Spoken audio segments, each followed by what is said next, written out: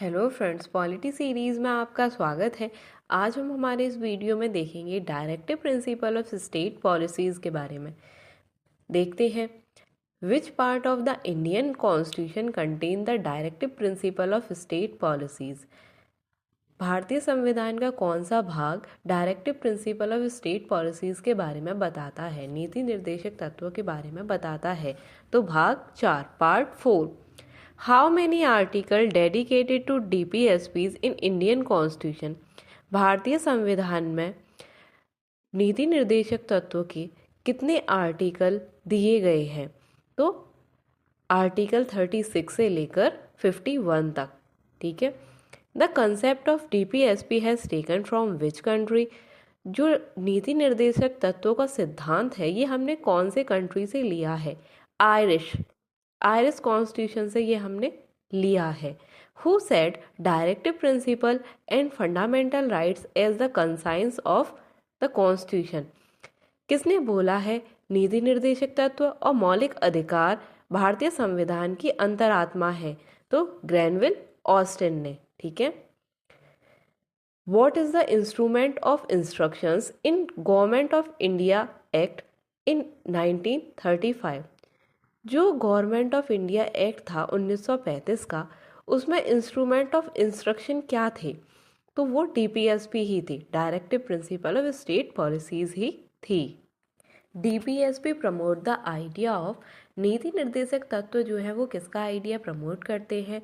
तो welfare society का, कल्याणकारी राज्य का। इस DPSP जस्टिसिएबल है क्या? जो नीति निर्देशक तत्व है वो जस्टिसिएबल है, उनको लागू करने के लिए हम कोर्ट जा सकते हैं? तो नहीं। ठीक है। On the basis of content DPSP divided into how many categories? तो 3। उनके कंटेंट के बेसिस पर हम उन्हें 3 भाग में डिवाइड करते हैं। What are they? क्या है वो? सोशलिस्ट, गांधीयन और लिबरल इंटेलेक्चुअल। कितने पार्ट में? 3 में। अच्छा, संविधान में ऐसा कोई डिवाइडेशन नहीं है। ठीक है। ये हम लोगों ने ही उन्हें उनकी आइडिया या उनके कंटेंट के अनुसार उसे डिवाइड किया है। ठीक है। सोशलिस्ट, गांधीयन, लिबरल और intellectual. Which DPSP are added by 42nd constitutional amendment act of 1976? कौन से नीति निर्देशक तत्व 42वें संविधान संशोधन से जोड़े गए? तो ऐसे 4 हैं। कौन कौन से हैं? 4। देखो, एक तो याद कर लो आर्टिकल 39F, ठीक है, जिसमें चिल्ड्रन को डेवलप करने की अपॉर्चुनिटीज दी जाती हैं, उन्हें हेल्दी मैनर से डेवलप, ये कंटेंट है उसमें। और बाकी जो हैं 3 वो ए करके हैं, 39A, 43A और 48A। ठीक है। तो 39A वाला जो है वो बोलता है equal justice and free legal aid. 43A वाला बोलता है participation of worker in management of industry. और आर्टिकल 48A वो कहता है protection and improvement of environment and safeguarding of forest and wild life. ठीक है। ये 4 आर्टिकल्स हैं जो कि 42वें संवैधानिक संशोधन से जोड़े गए हैं।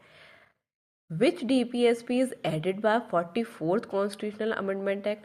अब 44वें संवैधानिक संशोधन से कौन सा आर्टिकल, अनुच्छेद जोड़ा गया है, कौन सा DPSP जोड़ा गया है? वो है आर्टिकल 38। क्या? State minimise in inequalities in income, status, facilities and opportunities. ठीक है। Which DPSP is added by 86 constitutional amendment act? कौन सा DPSP जोड़ा गया है 86 कॉन्स्टिट्यूशनल अमेंडमेंट एक्ट से? तो वो है आर्टिकल 45। देखो, ये जोड़ा नहीं गया, इसके कुछ कंटेंट में थोड़ा चेंज किया गया है। क्या है वो change? The state shall endeavour to provide early childhood care and education for all children until they completed the age of 6 year. इसमें ये याद रखना 6 ईयर है। ठीक है। Which DPSP is added by 97th Constitutional Amendment Act? तो वो है 43B, promotion of cooperative societies. ठीक है। कोऑपरेटिव सोसाइटीज का clause 97th constitutional amendment act से हमारे संविधान में जोड़ा गया ना, तो वही है ये। अब डिफरेंसेस देखते हैं फंडामेंटल राइट्स में और डायरेक्टिव प्रिंसिपल में। ठीक है, देखो फंडामेंटल राइट्स भाग 3 में है, पार्ट 3 में है और डीपीएसपी पार्ट 4 में है।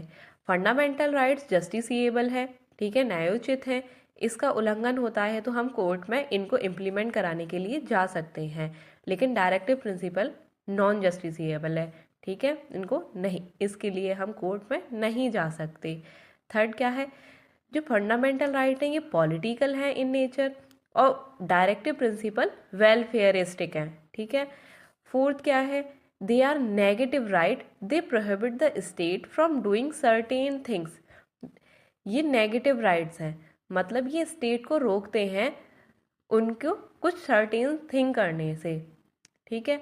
और फोर्थ क्या है, ये पॉजिटिव राइट है डायरेक्टिव प्रिंसिपल में, ये पॉजिटिव राइट है और ये स्टेट को बोलते हैं सर्टेन थिंग्स डू, ठीक है, करने के लिए। फिफ्थ क्या है, ये लीगल सैंक्शन है, लीगल ड्यूटी है स्टेट की। और डायरेक्टिव प्रिंसिपल मोरल और पॉलिटिकल ड्यूटी है। सिक्स देखते हैं, दे आर ऑटोमेटिकली एनफोर्स्ड, ठीक है, ये संविधान के द्वारा ही एनफोर्स है, इम्प्लीमेंटेड है ऑल ओवर कंट्री। लेकिन जो directive principle of state policies हैं इनको इम्प्लीमेंट करने के लिए हमें लेजिस्लेशन चाहिए, ठीक है, कोई कानून चाहिए इनको एनफोर्स कराने के लिए।